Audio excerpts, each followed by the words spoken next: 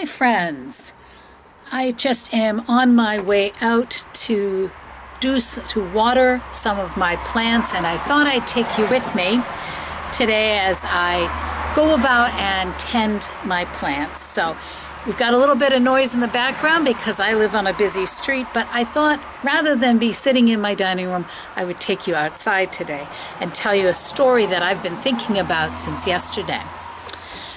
So yesterday I went to the church and I saw Ms. Lynn there. You know Ms. Lynn. Well, she was out at the church in our Serenity Garden. And she was there to kind of take care of it because in these days when we're not able to be at our church building, things have gotten a little bit overgrown. Now, a lot of stuff is growing. I saw roses, even from a distance, because I talked to her from a distance, but I could see that there were roses on the rose bushes, and I could see that a lot of the bushes were bright green and beautiful, and there had been other bushes that had flowered and were just coming into flower, and some things had already bloomed and had gone over. And she decided, because she's a good gardener and she really enjoys it, that she would go into the garden by herself and tend it, take care of the plants so that they would grow stronger and be able to be seen. And so it got me thinking about a story. But before I do, I wanted to show you my little tiny garden that I have of herbs, and to water them today because they are getting a little bit dry. So I'm going to show you my herb garden. I have here sage. Now, first of all, do you know what herbs are? Herbs are a kind of plant that we can eat and that tastes good. This is sage, and we get sage, sometimes I put it with butter on different kinds of pasta, and I really like that. This is dill. Dill is something you have in pickles a lot. This we see a lot. This one is parsley, and it makes a lot of difference. It's in a lot of different foods and makes them taste good. This is one of my favorites. This is oregano, and I like it particularly. I love it on pizza and a number of other things. And this one is perhaps my favorite one. This is chives. It's got kind of an oniony flavor, and I like it. I like it on cooked carrots, and I like it chopped up in my cottage cheese, and I like it even baked into biscuits. So I want these to grow, so I'm going to give them a little bit of water, because water is something that is important to plants. So anyway, let me tell you the story that I've been thinking about. A long time ago, Jesus told stories to help people to understand what he wanted them to know. And so he used to tell them stories called parables. And parable is a story that helps us learn something. And so he told a story called the parable of the sower. And a sower, that's S-O-W-E-R, not sewing as in sewing clothes, but sowing as in sowing seeds. It's the word we use for planting seeds. So he told the story about a man who was sowing seeds. And he had a big bag of seeds, and he was going around, and he was kind of a not very careful sower. And so some of them he just scattered out among rocks. And what do you think happened if he planted seeds in a whole bunch of rocks? Well, the little plants that would grow from them can't compete with the rocks, and they can push and push and push, and they just can't get through. And so they didn't. They just never stood a chance. So then the man came along, and he just scattered some seeds in a field that had a lot of weeds in it. You know what weeds are? Weeds are plants, but they're very strong plants, and they're not necessarily the plants that we want to eat. I don't like eating crabgrass and and things like that. I want to eat my foods like my herbs here. So anyway, he would plant them. Sorry, he would plant these among the weeds, and the weeds were really strong and really aggressive, and they would just choke out the seeds that he wanted to grow. He just couldn't get them to grow. And so they just withered and died. It just didn't work at all. But then he got smart, and he planted them in a garden which had been tended, just like I said that Ms. Lynn tended our garden at the church, and it was good soil.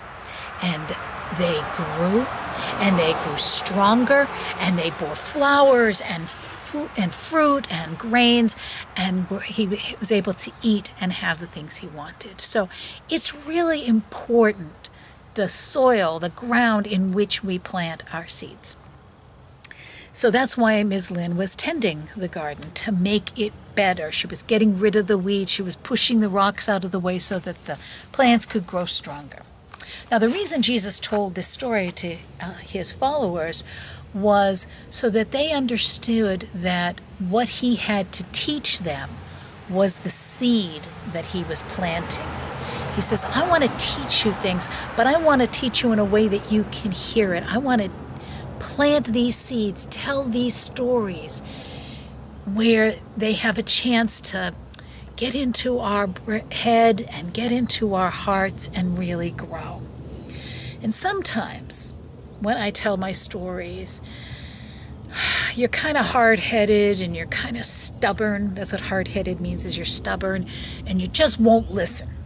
And I could talk and talk and talk, and if you won't listen, you're not going to hear, and it's not going to do much good. And sometimes I tell my stories, but you've got a lot of people telling you stuff, and you've got a lot of stuff to listen to, and it kind of gets lost in the weeds of all that is going on, just like sometimes my voice gets lost in the traffic that's going by. So sometimes what I say is getting lost in the weeds of all the other stuff that goes, and it just kind of fades away, and it kind of withers, and you don't hear it. But sometimes what the stories I tell go into fertile ground, into your heart that's waiting, that wants to hear, that wants to listen to the stories that Jesus is telling. And when that happens, then you begin to understand, and then you begin to really hear and listen and follow Jesus. So sometimes, gotta let that truck pass, sometimes it's just a good time for us, and it's a good time when we're able to listen and all that. But sometimes we have to work on it. Sometimes we have to make our ground, our soil, more fertile. We have to, like Ms. Lynn did at the garden, we have to tend our garden. We have to create a time when we can really listen to God, when we can really be attentive to God, and not just say, oh, yeah, I get it, and not really listen.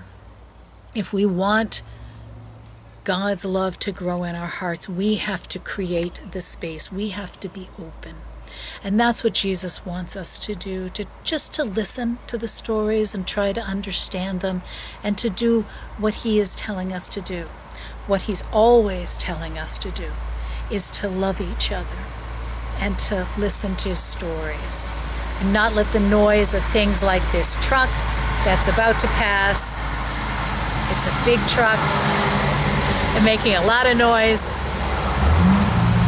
but not to do that. So if I were going to tell you a story about Jesus, maybe it would have been better if I told you inside, but I thought it would be a little bit different, so you could understand that sometimes the noise of the world can get in the way of our hearing. So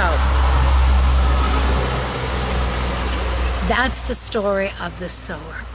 So as you go through this week, I'd like you to maybe take some time to tend the soil, to maybe be quiet and listen, and ask your family to tell you one of those stories that Jesus told at a time when you can really listen and pay attention and know that he's talking to you because he loves you and wants to be with you. So let's pray together as we look at my herbs one more time.